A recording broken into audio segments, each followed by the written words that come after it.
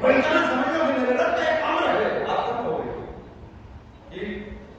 جو چیز سمجھ ہی میں نہیں آتی وہ کسی کے کنٹرول میں نہیں آتی. یہ نسبت ہو گئی.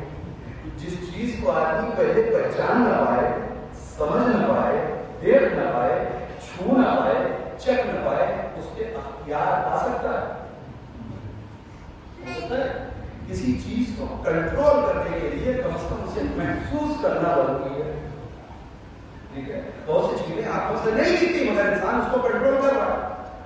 انہیں فضاؤں میں پتہ نہیں کتنی ویوز ہے کہ جو ہمارے ٹیلی فون کی گفتگو کو یہاں سے وہاں پہنچاتی ہے. وائرلیس چیزوں کو، تصویروں کو، لفظوں کو یہاں سے وہاں ٹرانسفر کرتی ہے. اس کو انسان نے اپنے کنٹرول میں کیا ہے اور اسی کے ذریعے پیغام دیکھ رہا ہے. ٹھیک ہے، مگر محسوس کیا تو روح اس سے اوپر، جب اس سے اوپر ہے تو اس سے کسی کا کنٹرول نہیں. زمین کی ہر شے پہ کنٹرول کر سکتا ہے آدمی مگر روح پہ کنٹرول نہیں کر سکتا. توجہ کریے، اپنی روح پہ نہیں کر سکتا، کسی کی روح پہ نہیں کر سکتا. بات تک ہو رہی ہے. ٹھیک ہے نا، اختیار کی جناب بھی بڑھا دے مگر جسموں کو قید کیا جا سکتا ہے، روح پہ پہلے نہیں کر سکتے. خاص بات پہنچ جائے. اور روح کو پابند نہیں بنایا جا سکتا، روح کو قید نہیں کیا جا سکتا. مثال دوں آپ کو، آپ کی خستگی پھر دور ہو جائے گی. اتنا بڑا فرعون بنا پھرتا تھا، ہر انسان پہ قبضہ کر لیا جسم کے اعتبار سے، مگر اگر اپنی روح کو کوئی آزاد رکھنا چاہے تو خود اپنی زوجہ پہ کنٹرول نہیں کیا ہے.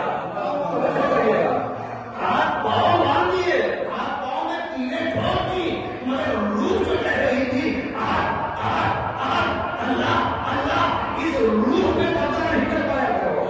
کیوں؟ اس لیے کہ اللہ نے دنیا میں کسی کو روح کے اوپر تسلط دیا ہی نہیں.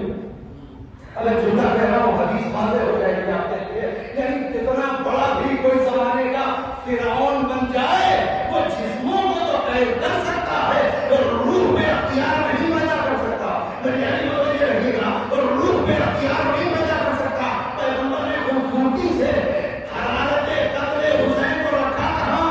فی قلوب المؤمنین، مومنین کی روحوں میں اتار دیا. مطلب سمجھے کہ تم اس حرارت کو مٹانا چاہو گے تو جسم تک تو اختیار رہے گا اور روح میں اختیار نہیں رہے گا. اور ہم نے اس آگ کو مومن کی روح میں رکھ دیا ہے. روح جب تک باقی رہے گی حرارت باقی رہے گی. سوال پڑھے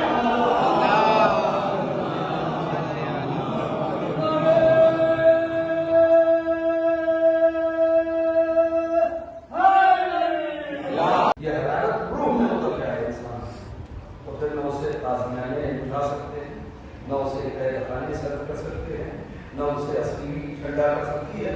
بات کیا تھا اب الآباد تک، جب تک یہ کائنات باقی ہے یہ آگ ٹھنڈی ہوگی.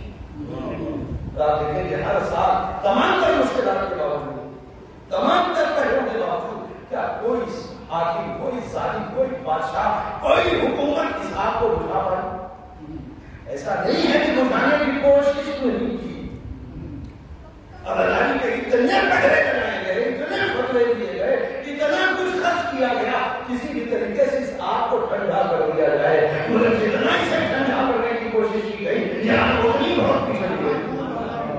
آج زمین کا کوئی شاید چپا ایسا ہو، کوئی ایک کونا ایسا ہو، کوئی ایک گوشہ ایسا ہو کہ جہاں تک اللہ نے مومنین کو نہیں پہنچا دیا. ایسے ایسے علاقے ہیں دنیا میں کہ جہاں کئی کئی 100 کلومیٹر آبادی نہیں ہے، ایک چھوٹا سا گاؤں اس میں بھی کوئی حسین کا پرچہ لگا کیا ہے. یہاں بھیجی جا رہی ہے، حکومتیں لگ گئی، سلطنتیں لگ گئی، بادشاہ لگ گئے، تخت و تاج لگ گیا، دولتیں لگ گئی، سب کچھ ایک طرف کسی بھی طریقے سے علماء لگ گئے، مفتیان لگ گئے، فتوے لگ گئے. اس آگ کو بجھا دیا جائے. ہو گئی 1400 برس پہلے ایک واقعہ پڑا، کب تک سینہ پٹھوں کے بعد تک ہو گئی جب تک یہ آگ باقی رہے گی یہ اللہ سے شہداء کا سلسلہ چلتا رہے گا. اگر انسان کہیں بھی فرش علیہ حسین کو بچھا دیکھتا ہے تو یہ قلب مومن ہے، یہ مومن کی روح ہے کہ جو بے چین کر کے بستر سے اٹھا کے پڑھ تک آتی ہے، تلوار سے اٹھا کے پڑھ تک آتی ہے، بزنس سے اٹھا کر کے پڑھ تک آتی ہے، دور دراز پردیش میں بسنے